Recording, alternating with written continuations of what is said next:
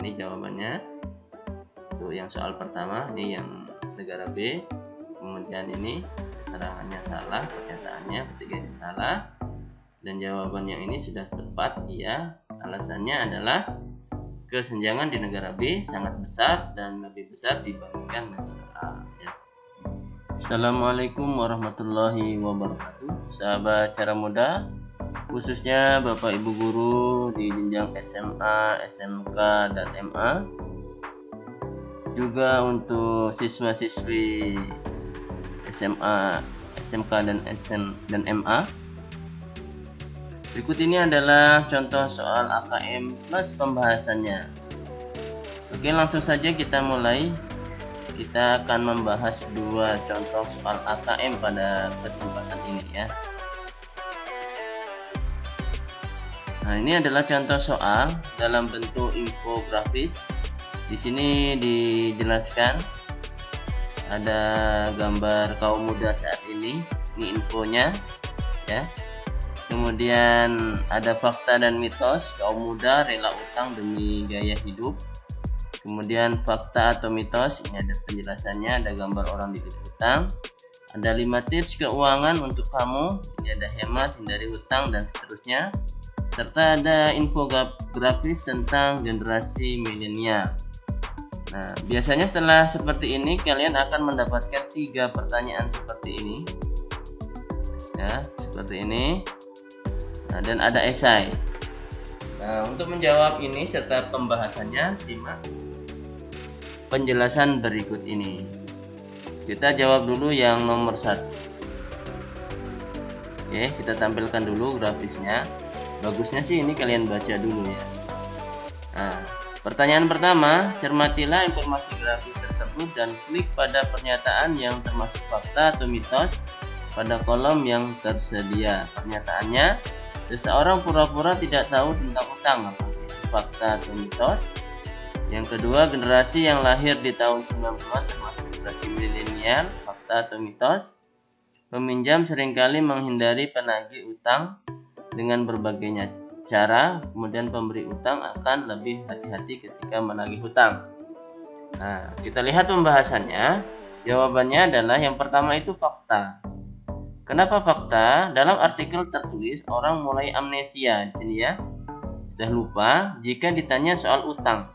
Amnesia merupakan kiasan untuk pura-pura lupa. Jadi ini jawabannya adalah fakta. Kemudian yang kedua, itu juga fakta. Itu bisa dilihat dari artikel bahwa generasi yang lahir antara tahun 1980-an hingga 2000 di sini ya. Ini fakta. Kemudian yang ketiga, peminjam seringkali menghindari penagih utang dengan berbagai cara. Ya, ini juga fakta. Berdasarkan apa yang disampaikan dalam artikel, orang yang berhutang bisa mendadak lupa, menghilang, bahkan lebih galak untuk menghindari penagih utang ya. Kemudian yang keempat, pemberi utang akan lebih hati-hati ketika menagih hutang. Nah, ini bukan fakta atau mitos ya. Artikel tidak menginformasikan bahwa penagih hutang akan bersikap lebih hati-hati. Di sini tidak ada keterangan tentang itu. Nah, ini jawabannya untuk soal yang pertama. Nanti kalau umpamanya kurang jelas, silakan diputar ulang ya.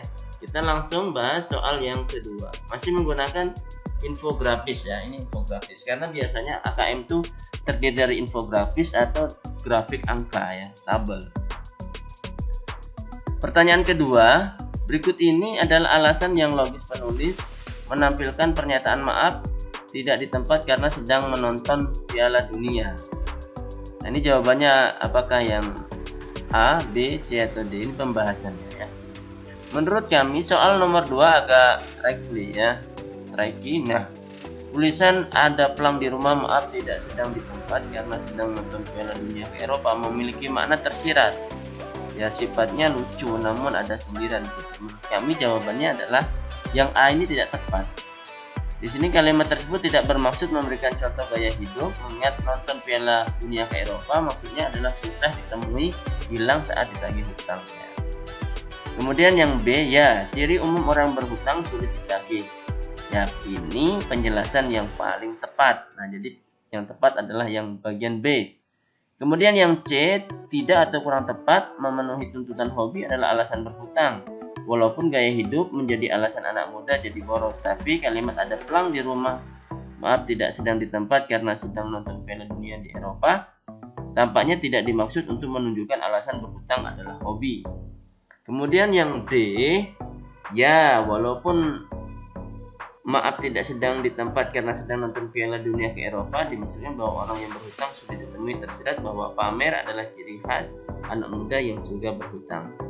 Jadi kemungkinannya ada dua, tapi yang paling tepat adalah yang B ya, yang B. Nah itu ya untuk soal yang kedua. Selanjutnya masih dari infografis yang pertama tadi.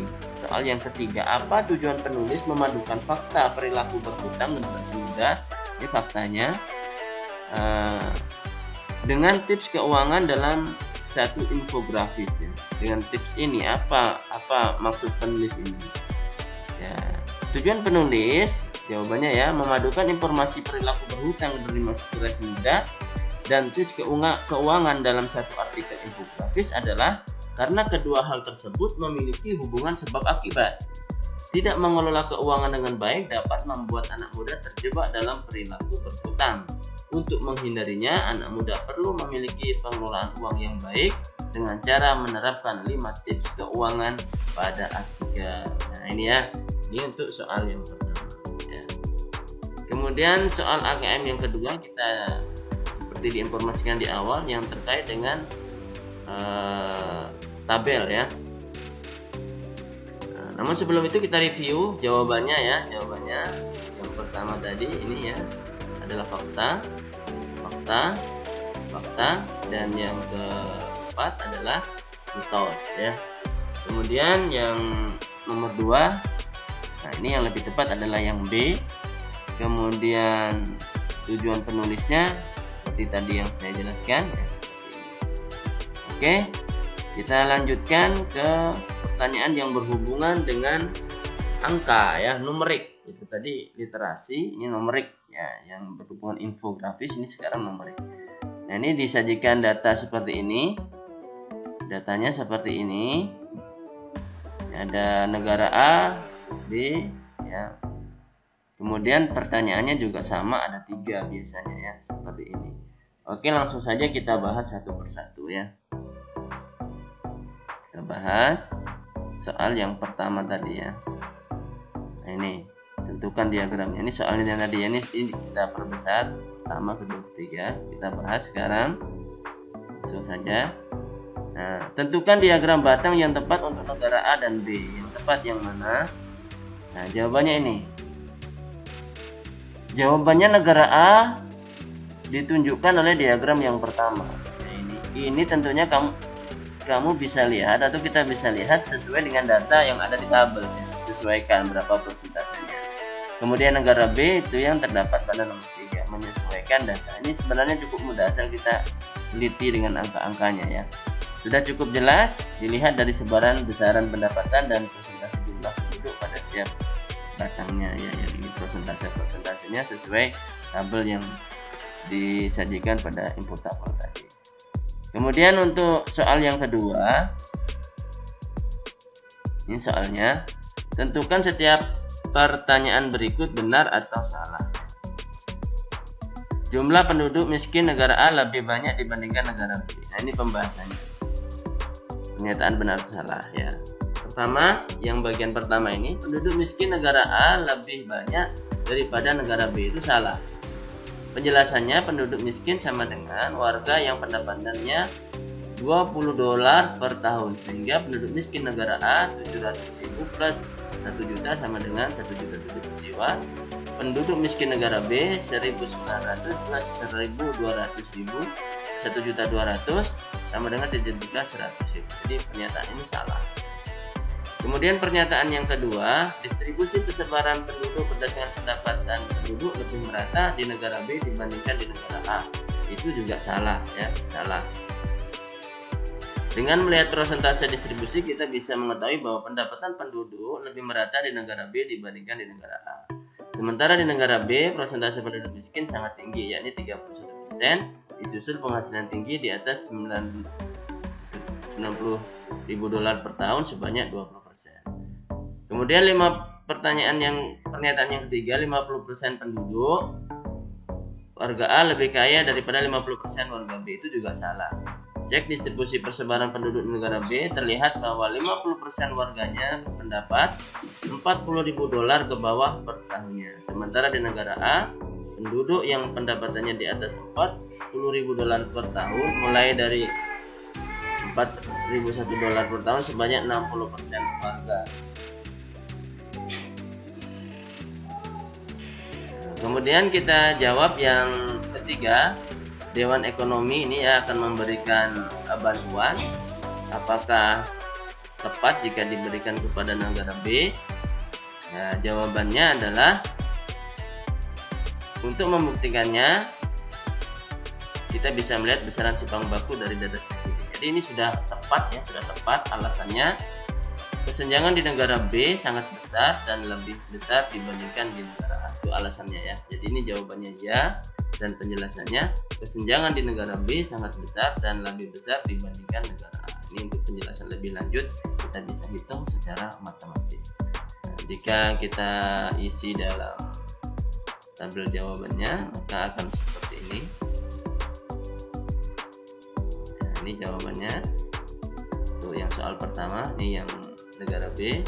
Kemudian ini keterangannya salah, pernyataannya ketiga ini salah, dan jawabannya ini sudah tepat ya. Alasannya adalah kesenjangan di negara B sangat besar dan lebih besar dibandingkan negara A. Itulah jawabannya. Kemudian kita akan bahas soal-soal AKM berikutnya di pertemuan yang lainnya. Namun sebelum itu jangan lupa untuk subscribe, like, komen, dan share. Kita selalu ikuti channel Cara Mudah untuk kita belajar dan mendapatkan informasi. Terima kasih. Assalamualaikum warahmatullahi wabarakatuh.